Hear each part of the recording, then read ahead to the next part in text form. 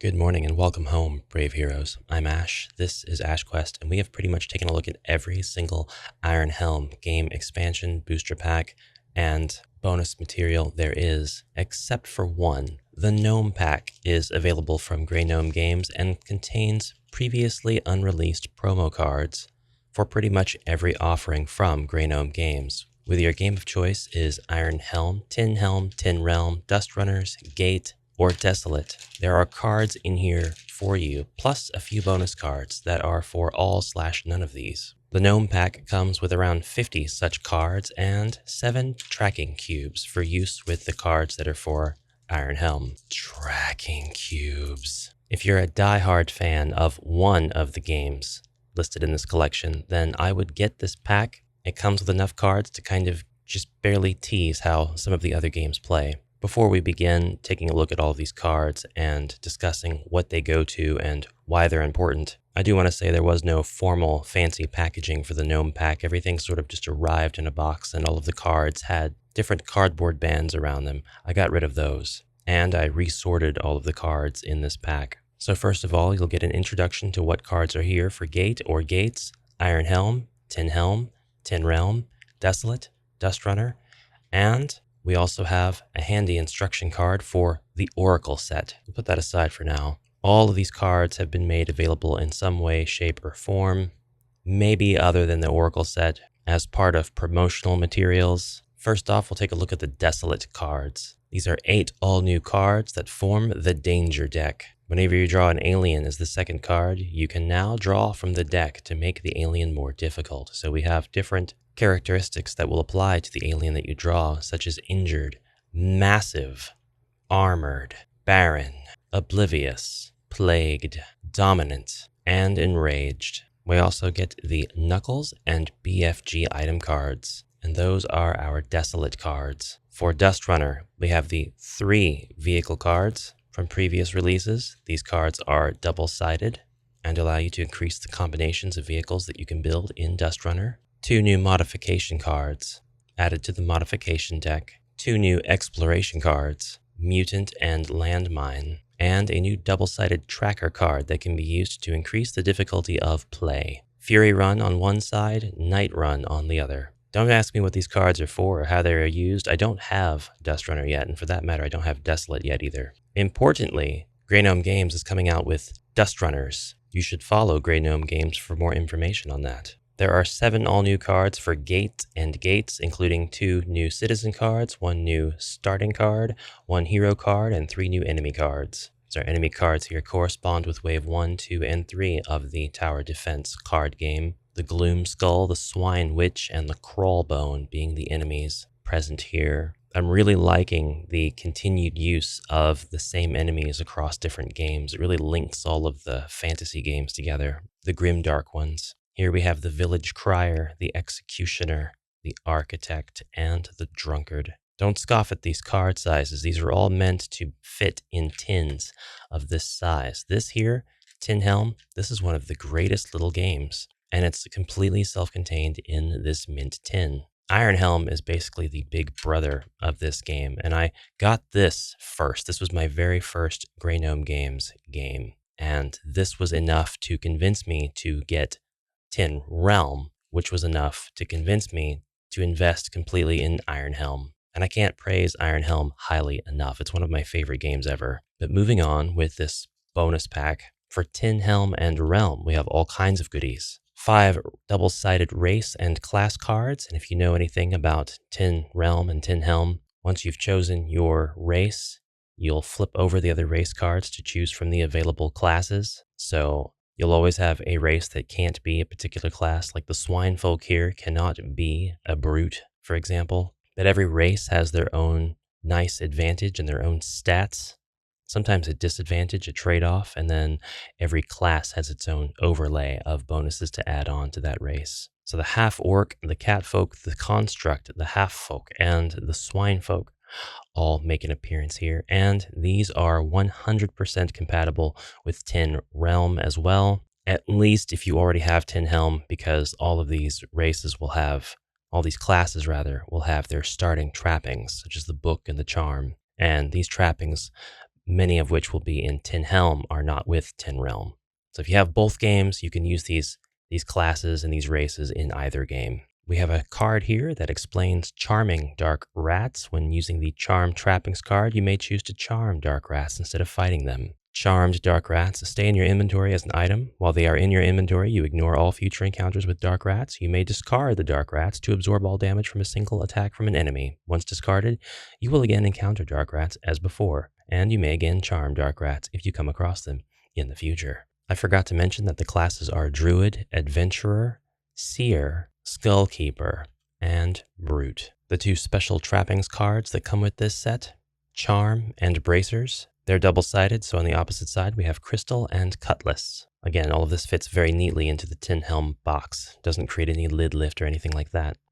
Next up, we have Tin Realm and Tin Helm exploration/dungeon cards. Well, for Tin Realm, we really just have one exploration card. That's the Dead Field, the opposite side of which reads as such. The Endless Pit, the Crawlway, the Lost Tomb, and the Grotto, the opposite sides, read as such. All random treasures. All of Grey Gnome Games' stuff usually have promo cards in them, and this is no exception. This particular card, the Dodo Bird, is part of the Wilderness deck for a multiplayer game offered by Grey Gnome Games, and it's not advertised as coming with this set, but it does come with this set. All right, now for the cards I'm most excited for, and that is the cards that go with Iron Helm. We get one new character, Ulnrolk, with 15 health, 11 energy, 10 encumbrance, 1 ration, and 3 starting gold. Trappings include a mace. His skill is divinity, even though he is a brawn-based character. We don't get any new skill or trappings cards with this because those cards already come with the base game of Iron Helm, but we do get a very clever and awesome character creation system for Iron Helm. Let me explain. We have 8 race cards now to choose from, and then on the opposite side we have 8 classes, just like in Tin Helm/Tin Realm. We can start to create our character for a brand new campaign in Iron Helm from the human, half-orc, half-folk, always have a bit of a problem saying that word, wood elf, gnome, merfolk, crawling, one of my favorites, and dwarf. And then the classes on the opposite side, cutthroat, footpad, parson, nomad, warden, monk, necromancer, and hedge mage. The class cards for Iron Helm allow you to pick a starting skill for each of these classes. Cutthroat allows you to select from Shadow, Sixth Sense, Conceal, or Tactics, for example. Nomad allows you to select from Dual Wield, Berserk, Dodge, or Fortitude, and so on. There are also race abilities unique to each of these races, such as the merfolk's ability to gain 1 energy every time you use a potion to attack an enemy, or the human's skill, which is during character creation, you may choose any one bonus trapping with the value of 1 gold. Or the Wood Elf's race ability, which is gain 1 bonus energy whenever you rest at the campsite or find a mushroom in the mushroom grove. It's little things like this that can make or break your Iron Helm campaign for the first few quests. That's not all, though. As part of the character creation system, you will now select one of the 12 star signs that your character is born under, and this will choose what kind of skill proficiency they have, as well as adjust their starting morality and affect their starting trappings. For example, if you're going to choose a character that is born under the sign of the spider, then you may pick a starting trapping of the circlet, the dwarven blade, or 2 gold. You will be an agility-based character, and you'll start out with -2 morality on the morality track. If you're born under the sign of the tortoise, you're a brawn-based character with 0 morality, which is where you should start in a normal game with a pre-baked character. And you can pick a starting trapping, the axe, the buckler, or the trophy. I say that there's 12 of these, and that's because there are 6 and they are dual-sided. You can even shuffle these around and completely pick your character at random. Just generate a character without even looking at the cards. For example, I'm going to make a half-warden who is born under the sign of the rabbit. As a half-orc, I may avoid combat with orcs, grunkles, and goblins. As a warden, I can pick the starting skill of Axe Mastery, Shield Block, Fortitude, or Parry. I'll have a total of 17 health, 10 energy, 11 encumbrance, and I'll start with 2 rations and 1 gold. I can also choose a starting trapping, the Door Wedge, a dagger, or a potion of luck. I'll be an agility-based hero, and I'll have +1 morality starting out. I can also pick a starting skill of Axe Mastery, Shield Block, Fortitude, or Parry. And just as an experienced player, I'm going to tell you now that I'm probably going to choose Shield Block, with Axe Mastery being something that I go after as soon as possible after. I love the character creation system offered by this particular deck of cards. And after I finish playing my campaign, front to back in Iron Helm, I'll be generating some characters and showing you how that works in action. Okay, I want to talk about these tracking cards now that are meant for Iron Helm. You could definitely use these for Tin Helm or Tin Realm as well. There's not really much of a reason to, because they come with their own tracking cards, but a lot of these stats are shared between the games. That said, Iron Helm doesn't come with tracking cards and cubes. It comes with tokens. It comes with little chits that represent the hearts and energy and rations and gold that you'll collect and not get along the way. Not get as in lose, Ash. So here's our health card with a beautiful illustration, Jason Glover's impeccable artistic style. If we can keep track of our health with the red cube, at least that's the cube that I would use, because this is pretty consistent with all of the other tin and iron releases. Next up, we have our energy. Again, just a look at the artwork there. Love that.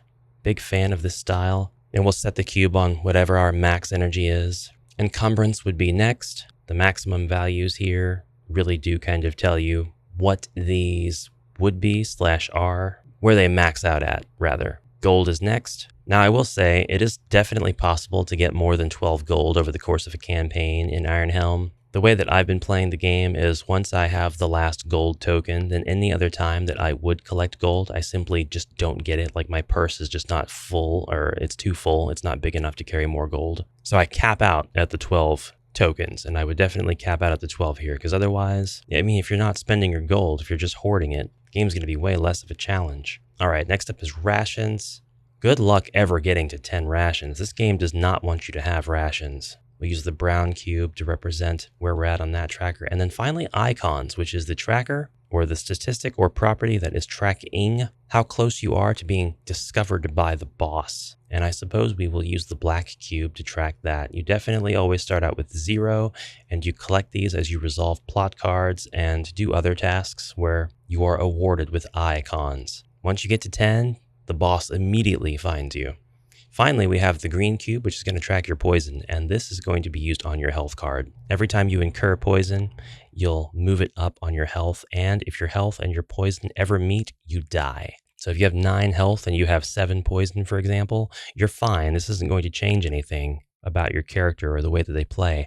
But if you lose 2 health or if you gain 2 poison, that's it. It's game over for you. So make sure you try to mitigate that poison as soon as possible. Now, I haven't played a game of Iron Helm using these cards yet. I was looking forward to getting them because I'm so used to using tracking cubes and cards with Tin Helm and Tin Realm. But since getting used to Iron Helm, I've really gotten to enjoy handling the tokens. So I don't know if I'm actually going to use these, but I mean, I'll at least give them a try. And then I wanted to show you the back of the cards and how they become this lovely, massive piece of artwork of a troll and a mimic deep in the dungeon. Well done, well done. There we go. We can kind of block the light over the card there. All right, and last but not least is a deck of oracle cards. And these are double-sided cards that have maps, pictures, symbols, and then properties on all 4 sides. And like I said, they're double-sided, so you've got 12 different cards here with just a variety of different things going on.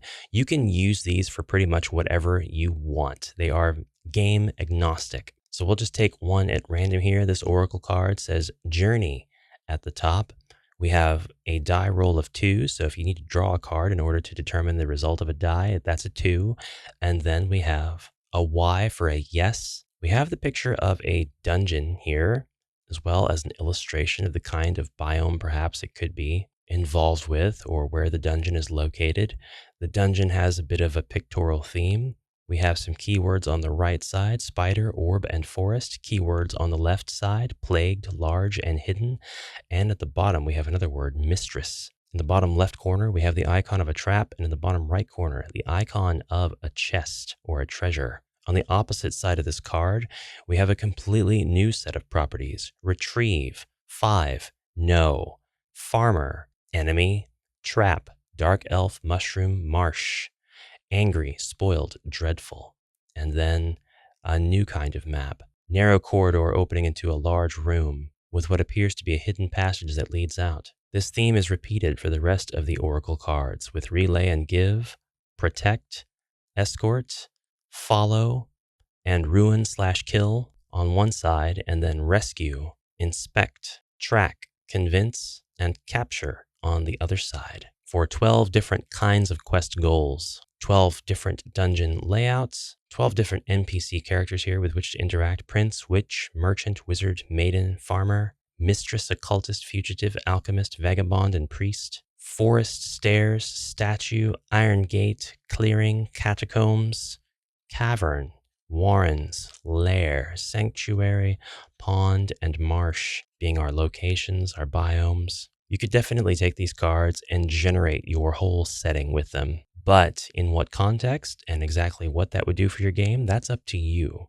And that's the complete content of the Gnome pack. And I definitely found this pack was worth it for me, who is a bit of a completionist. And I'm really glad that this sort of thing was made accessible because, like I said, it's full of previously inaccessible cards that are mainly centered around different promos. I didn't actually know about this pack, and I found the promo cards for Tin Helm on eBay, and I managed to buy those for like, I don't know, $6. It's not a big deal at all, but had I known that they were available in this pack, which I think is like 20, and then I could have gotten all of these other cards with it, much better value. So I guess with that said, I'll be separating out these promo cards from Tin Helm and selling them. I'm not sure yet. I guess I could go ahead and put them in the Tin Realm pack, but then I need to acquire all of the trappings for Tin Helm to put into Tin Realm. That way I can duplicate all of my trappings and characters, and you don't care. These two games can easily be put together. In fact, I think that the proper way to play Tin Helm is to play Tin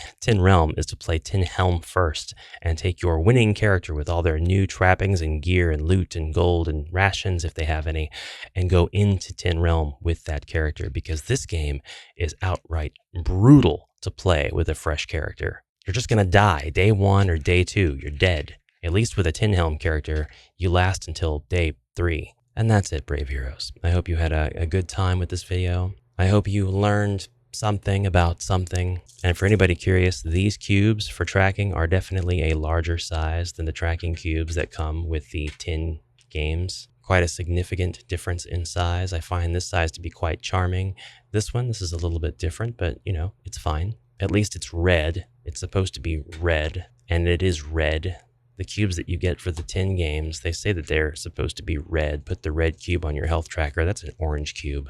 It's not red at all. I hope you have a fantastic rest of your day. I'll see you in the next adventure. Bye for now.